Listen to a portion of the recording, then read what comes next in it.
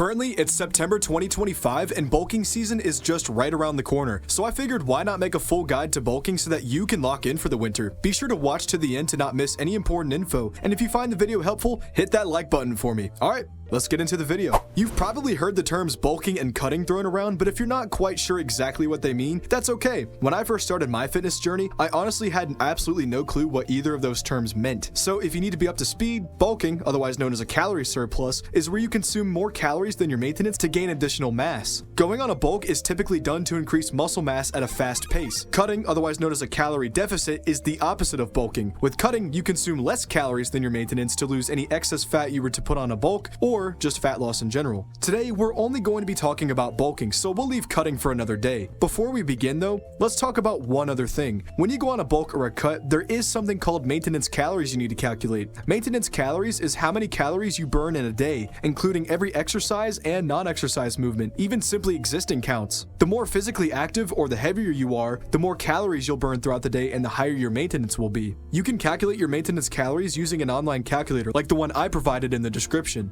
Alright, on to the sauce. Let's go ahead and say that your maintenance calories is 2,500 per day. That means after factoring in all of your exercise and NEAT or non-exercise activity thermogenesis movements, as well as your basal metabolic rate or BMR, which is how many calories you burn through existing, you burn 2,500 calories per day. In order to put on mass, you would need to consume greater than 2,500 calories per day. This is called a calorie surplus. Now, with bulking, there's a right way to do it, and there's also a wrong way. Let me show you the wrong way to bulk first. The wrong way, also known as dirty bulking, is where you consume an excessive amount of calories in order to put on mass very quickly. In order to be in a dirty bulk, you'd have to be consuming roughly anything greater than 600 calories over your maintenance. From our 2,500 example, you'd have to be consuming around 3,100 calories per day in order to be in a dirty bulk. So why exactly is it called dirty bulking? Well, it's called a dirty bulk because the amount of excess fat gained during the time you're in a calorie surplus is typically much higher compared to the amount of muscle you're trying to put on. Dirty bulking can and will grow muscle, possibly even faster than a clean bulk, which we'll be touching on in a minute, but the excess fat gained from it just deters a lot of people. For some of us, it's very easy to consume well above 600 calories over your maintenance, and that can easily lead to overeating and putting on more fat than wanted. If you want an example of what extreme dirty bulking can look like, here's another YouTuber, Sean Nalawani, who did a dirty bulk in the past. Yeah, not a good look. To top it off, once your dirty bulking phase is over, if you decide to go on a cut, you're gonna have to lose a lot more fat than you would have on a clean bulk. Other potential downsides of dirty bulking are your insulin sensitivity is gonna drop, which makes your body use carbohydrates as fuel less efficiently, leaving you with less energy. Your testosterone could easily drop a little from the extra fat gain because fat contains aromatase, which converts testosterone into estrogen, and you may even start to feel sluggish and more tired at times. However, while dirty bulking may seem bad if your goal is to limit fat gain as much as possible, there are actually some benefits to dirty bulking. Some of us start in the gym with balls to the wall metabolisms, which means you may hardly gain weight even if you already consume a lot of calories. If you started your fitness journey skinny, low body fat, but hardly any muscle, a dirty bulk may be exactly what you need to skyrocket your gains. Shockingly, at this beginner stage, your body is actually going to prioritize putting on lean mass over fat gain. Since your body has been lacking muscle as you train and eat, your body sends out hormones to start building new muscle tissue from the excess calories. Your muscles are going to start soaking amino acids up like a sponge, which will lead to faster recovery and faster gains. But the goal here isn't to bulk forever. It's to use the dirty bulk as a short-term tool to build a base, fill out your frame,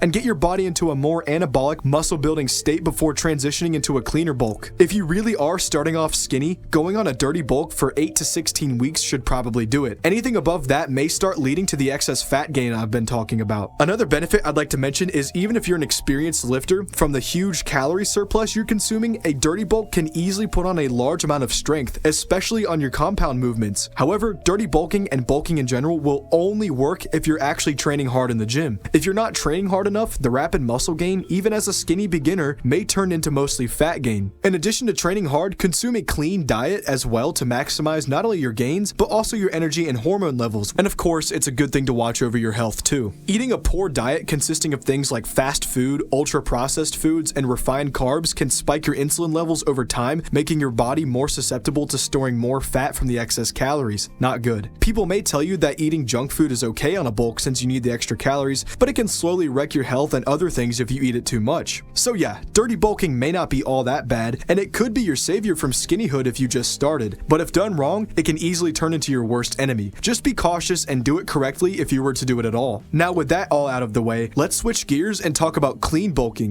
Clean bulking is typically where you're in a caloric surplus of about 250 to 500 calories above your maintenance. If you were to consistently consume 500 calories above your maintenance every day, you would gain about 1 pound of weight a week, since there are about 3,500 calories in a pound. And the good news is, most of this weight is going to be lean muscle. The bad news is, no matter how little calories over your maintenance you consume is, you will still gain a small amount of fat no matter what fitness level you're at. But as you can see from this graph, the amount of lean mass to fat gain ratio on a clean bulk is much higher than that on a dirty bulk, even if the numbers are smaller. For example, with a clean bulk, you might gain 3 pounds of muscle and 1 pound of fat a month. On a dirty bulk, however, it could be 3 pounds of muscle and 4 to 5 pounds of fat in the same amount of time. The muscle gain is similar, but the aftermath isn't. It does take much longer to gain overall mass on a clean bulk, which is why part of the reason so many people choose to dirty bulk in the first place is because they see results much faster and easier, as well as the fact that consuming and not counting your calories is easier to do. After a clean bulking phase, the subsequent cutting phase will likely be much shorter and easier, which means you could go on another bulk sooner and be able to put even more lean mass on. With dirty bulking, depending on how much excess fat you gain, it may take weeks and even months to get back down to your preferred leanness. Worse, aggressively cutting after a dirty bulk increases your risk of muscle loss, especially if you're in a steep calorie deficit or doing tons of cardio. However, cutting after a clean bulk is much easier to maintain the muscle that you put on. Another great thing about clean bulking is that it eliminates most of the bad symptoms of dirty bulking. As long as you're consuming a clean diet, your insulin sensitivity isn't going to tank, nor will your testosterone or energy levels. Your digestion will also be vastly better on a clean bulk than on a dirty bulk as well, which will limit things like bloating and inflammation. One small downside that clean bulking has that dirty bulking doesn't is that you will gain less strength over a longer period of time. If you decide to start clean bulking tomorrow, I wouldn't expect to instantly up the weight on any of my lifts. Dirty bulking does help with that, given the extra energy from the huge calorie surplus, as well as the bigger you are, the easier compound lifts may be. But I'd say that's really the only upper hand dirty bulking has on clean bulking if we're focusing solely on limiting fat gain and maximizing muscle gain. So yeah, dirty bulking versus clean bulking. Which one is better? Maybe if you're a beginner, you could try a short dirty bulk phase, but just ensure to revert back to a clean bulk after a couple weeks. But like I just said, I'm focusing more on bulking that limits fat gain and maximizes muscle gain. So if you want both of those, I would go with clean bulking. Okay, so that begs a new question. What's the best way to go about clean bulking? Let's go ahead and talk about diet and macro splits. So let's say that our friend Bob is currently 170 pounds and wants to bulk to 182 pounds. Bob wants to get there in 12 weeks, which means he'd need to be in a 500 calorie surplus. Let's assume his maintenance calories is 2,500, so he need to consume 3,000 calories per day to gain 12 pounds in 12 weeks. This is where diet comes in. In order to gain about 1 pound a week, we're gonna need a diet and macro split that does all of these things. Limits fat gain,